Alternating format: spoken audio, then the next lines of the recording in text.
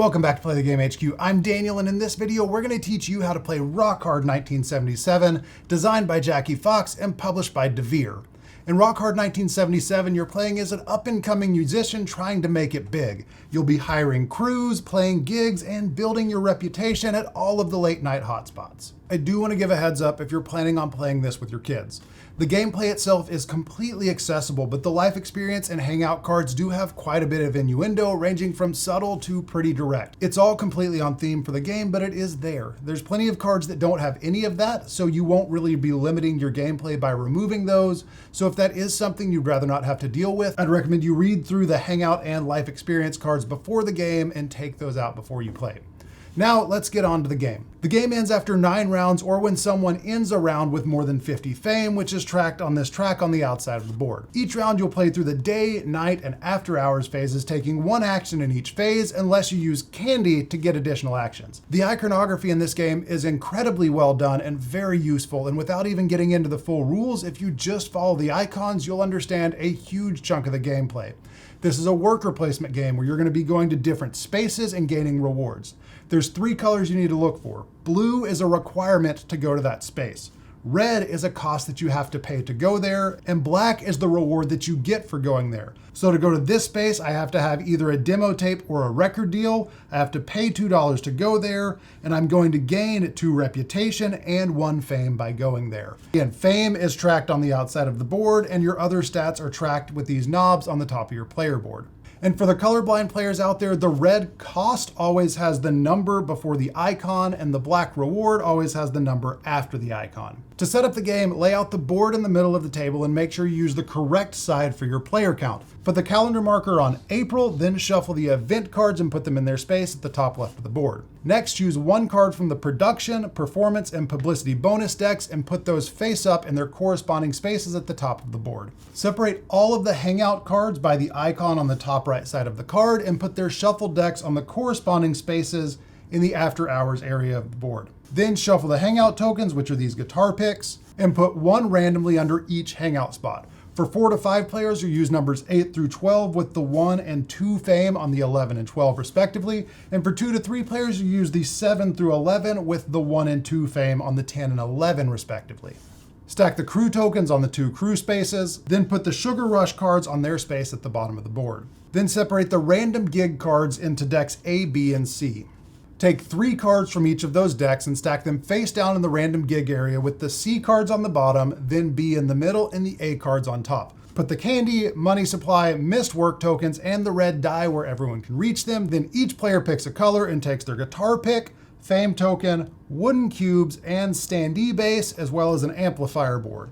Set the craving knob to 0, then make sure the switch is set to off, then set the knobs for the 3 base stats on the left to 2. Give everyone a reference card, $1 and 1 candy token, then put each player's fame token near the score track and each player's demo tape and record tokens next to the board. The player who most recently sang in the shower goes first, and for the first round, play will go clockwise around the table, and you'll use the guitar picks to track the turn order on the top left side of the board. Shuffle the character cards, and then starting with the first player, everyone draws 2 and picks 1 to keep and puts their character board in their amplifier, then find the matching standee and put it in the base matching your color. Each character has unique abilities shown on their player board, and some of those abilities are tracked with tokens. If your character has spaces on the bottom of their board, find their tokens and place them in the space or spaces on your board. Next, everyone draws 2 life experience cards. You need to start with 2 different symbols on the bottom of your life experience card, so if you draw the same symbol, just discard 1 and draw a new one until you have 2 different symbols. The text on those life experience cards is pure flavor text and doesn't have any actual impact on the game. Each player needs to draw 3 personal goals and keep 2, draw 2 job cards and keep 1, and draw 2 manager cards and keep 1. The personal goal cards go face up next to your board, and the job and manager cards go face up on the professional musician and the manager spaces on your player board. And finally, flip over the top card of the event deck and the random gig deck, and you're ready to get started. If you're playing with 2 players, you'll need to use the Rising Star rules that you can find on page 25 of the rule book. And if you're playing with 3 players, you can play with the Rising Star rules, but it's not required. The game is played over 9 rounds, with each round representing a calendar month tracked on the top right side of the board. As you play, you'll be tracking your stats on the player board. The left 3 dials are your base stats. You have chops, reputation, and songs that you've written, and all of these start at 2. As you visit different locations and increase your stats, track those with these 3 knobs. If you ever have a stat maxed out at 11 and you would gain more of that stat, get $1 for each stat that you would gain. Next to your stats is your royalty. At the end of each round, you get paid a royalty depending on the level on your board. It starts at 0 and you increase it by making record deals during the daytime phase. And the craving knob and the switch have to do with your sugar craving, and those are related to the candy tokens, which we'll talk about later in the video. Your player board also describes your personal ability, and we're not going to get into those in this video, but each board describes exactly what that character's ability does and how to use their ability tokens. During setup, each player got a job card. This is one of the main ways that you're going to earn money earlier in the game. Your job card shows the name of the job, the phase of the game, either day, night, or after hours that you have to go to your job, how much money you earn on a shift, and then any special perks or liabilities that come with the job. If your job shows any variable actions like this one, roll the red dice at the beginning of each round to determine what it will be for that round and use a cube to track it. So for this one, the pay rate changes round to round, so I'm gonna roll the red dice at the beginning of each round. If I roll a 1, it's gonna pay $1. If it's a 2 through 5, it pays $2. And if I roll a 6, I'm gonna get paid $3 on a shift. Sometimes it's the pay that's variable, sometimes it's the shift that's variable, but either way, you're gonna roll the dice at the beginning of each round to set it for that round. If you ever miss work because you're off doing other things to expand your music career, you take a missed work token. If you would ever take a third missed work token, you're immediately fired or you quit for bigger and better things, however you choose to look at it for yourself, and you can discard that card from your board. At that point, you're not unemployed, you're officially a professional musician. Your manager card gives you a special benefit. For instance, my manager once per round lets me go to a space that's occupied by another player. But as helpful as they are, they're not your friend and you do have to pay them. At the end of rounds 3, 6, and 9, you have to pay them $1, $3, and $5 respectively. If you don't have the money, then pay them what you can, and for each dollar you can't pay, lose 3 fame, never going below 0.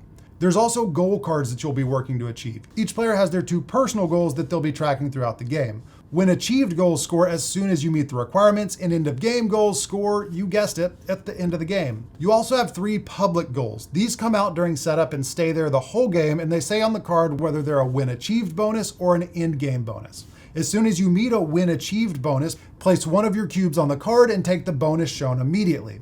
In a 2 or 3 player game, only one person can claim the bonus, and in a 4 or 5 player game, the first 3 players to meet the stipulations can claim it with decreasing points for each subsequent player. If there's a tie for an in-game bonus, the tied players take the next bonus down. So if 2 people tie for first, they both get the second place reward, and then the next player gets the third place reward. In a 2 or 3 player game, if there's ever a tie, then nobody gets the reward. And now we're finally ready to get to the board and begin your adventure to fame and fortune. At the beginning of each round, you'll go through the prep phase. Flip over the top card of the event deck and the random gig cards and read those out loud. If the event card has any immediate actions, go ahead and resolve those. Otherwise, just keep up with what the event is and how it affects the round. If your job has any variable elements, roll for those now at the beginning of the round. Each round has 3 phases that you'll be playing through: day, night, and after hours, each with its own section of the board. Each phase resolves exactly the same way. Players are going to take turns performing one action from the current phase in turn order. You can use candy to get extra actions, but we'll talk about that later in the video. To take an action, you'll place a standee on an available spot and take the action shown, and unless it shows an infinity symbol like these spaces, each space can only hold 1 player and you can't bump other people, so if someone else is in that spot you want to go to, you'll have to go somewhere else unless you have a special ability like my agent's ability that lets me go to an occupied space once per round. There's also 4 anytime actions across the top of the board that can be taken during any phase, and those can hold an infinite number of people. When you go to a space, the blue icons are things that you have to have in order to go there, red is the cost you have to pay to go there, and the black icons are what you gain. If there's no blue icon, like the hire a publicist or the interview, there's no prerequisite for going there. And if you ever see a slash anywhere in the game, that's an or. So to go here, I need a record or a demo tape, but not both. The daytime phase is where you'll be doing your promo and prep work to hopefully play bigger and better gigs later in the evening. Most of these spaces are pretty straightforward. You can rehearse in the studios, you can do radio interviews, you can hire a publicist, things like that. Once you go to a space and pay the cost, adjust the dials on the board for your reward. So if I go here to hire a publicist, I'm going to pay $1, that goes back in the supply, and then I'm going to gain 1 reputation and 1 fame, so I'll adjust my reputation from 2 to 3, and I'll put my fame token on the board in the number 1 space. When you go to hire a crew, you can pick any available space to go to, but you'll probably want to go to the cheapest one that's open. You can hire up to 3 crew throughout the game, and the cost shown on the board is based on whether the crew you're hiring is your first, second, or third hired. So if I go here and I hire my first crew member, that's $1. If I already have a crew, then that's going to be $3 to hire my second. And if I have 2 already, then it's $5 to hire my third. When you hire a crew member, just take their token and put it next to your board. And again, you can have a max of 3 crew, and you can only ever hire 1 crew per round, even if you have extra candy actions. And you need crew to play bigger gigs like the Yinzer Arena or the Carter Stadium. When you make a record deal, you'll be negotiating royalties that you receive at the end of each round. For your first deal, you're going to need a demo tape, which you'll get from the after hours section over here in the record demo area. When you make a record deal, check your stats and compare them to the 3 levels shown in the prerequisite area. The highest level you qualify for is what you'll set your royalty to. So let's say I have a demo tape, 3 chops, 3 reputation, and 3 songs. I would qualify for the number 1 royalty level, which I will set on my board. And now at the end of each round, I'll get $2 as a royalty. And you can always go back at a later daytime action and renegotiate higher royalties once your stats increase. Now onto the night phase. This is where you'll be playing gigs and gaining most of your fame during the game. In addition to all of the gigs printed on the board, there's always a random gig revealed each round that has special instructions and rewards, but you visit that just like any other space. No matter what, even if you have candy actions, you can only play 1 gig per round. And all of these spaces perform exactly the same way. So to play at TJ's, I just need 3 chops, and then I'm gonna get a reputation and a fame for playing there. And in addition to gigs, you also have the 2 rehearsal studio spaces that you can visit during the night phase. And the final phase of the round is the after hours phase. This is where you'll be visiting all the hot hangout spots, and this is also where the turn order for the next round is determined. If you want to guarantee an early turn order next round, you can go to bed early. But if you do that, that's all you can do. No extra actions, even with candy. After hours is where you'll record your demo tape. When you go to one of these 2 spaces, pay the cost and take your demo tape token and put it next to your player board. And the hangout represents all the different hotspots around town. When you go to these spaces, you'll draw the top card from the deck, read the text aloud and resolve it. Then you're going to put that card next to your board with your other life experience cards. If you ever collect a set of all 4 icons, you immediately get 5 fame. Each card can only be used for 1 set, and wilds can count for any card in a set collection, but if you have a personal or public goal that has to do with collecting a certain number of icons, like this one that has finished the game with more business than romance symbols, the wild cards do not count towards those, so I couldn't use all of my wild cards as business symbols. If you visit the 2 highest numbered spaces, you get the fame shown on the guitar pick token. That's your compensation for taking a late spot in the turn order on the next round. The 4 spaces at the top of the board can be visited during any phase by any number of people. If there's someone already on that space and you go there, you'll slide them to the right and put your standee to the left of theirs. And that's indicated by this icon on all 4 of the anytime spaces. In the first space, you can buy or sell candy tokens up to 3 per round for $1 each. Next, you can donate blood for $1. Then you can write a song, which you'll track on your player board. And lastly, you can go to work. This is where you'll go to show that you're going to your job. And remember, your job has a specific phase, and you'll have to decide whether to go to work on that phase or do something different. Once everyone has finished their after hours action, it's time for cleanup and then on to the next round. First, collect royalties based on your current level on your board. Then if you just finished rounds 3, 6, or 9, pay your manager. And remember, if you don't have the money, you lose 3 fame for each $1 you can't pay. Next, set the turn order for the next round based on where everyone's standees are, going from the lowest guitar pick number to the highest. So let's say this is how the board looks at the end of the round. Yellow went to bed early, so they're going to go first in turn order. Then red is number 2, so they go second in turn order. The next lowest number is blue. They're at 7, so blue is going to go third. And then white is down here at level 10, so white goes last. Then everyone takes their standees back, checks for low sugar, which we'll talk about in just a second, and then shuffle the Sugar Rush deck, take all of the Hot Hangout tokens and shuffle those and randomly assign them to the Hot Hangout spaces, and then advance the round marker. And now we're finally ready to talk about candy. Candy gives you extra actions, but it does come at a potential cost. To use candy before you take your actions for the current phase, discard a candy token into the supply and draw a Sugar Rush card. If the card is anything other than a sugar-free candy, increase your craving dial by 1, then roll the dice. So let's say for this example that my craving level just moved up to 3.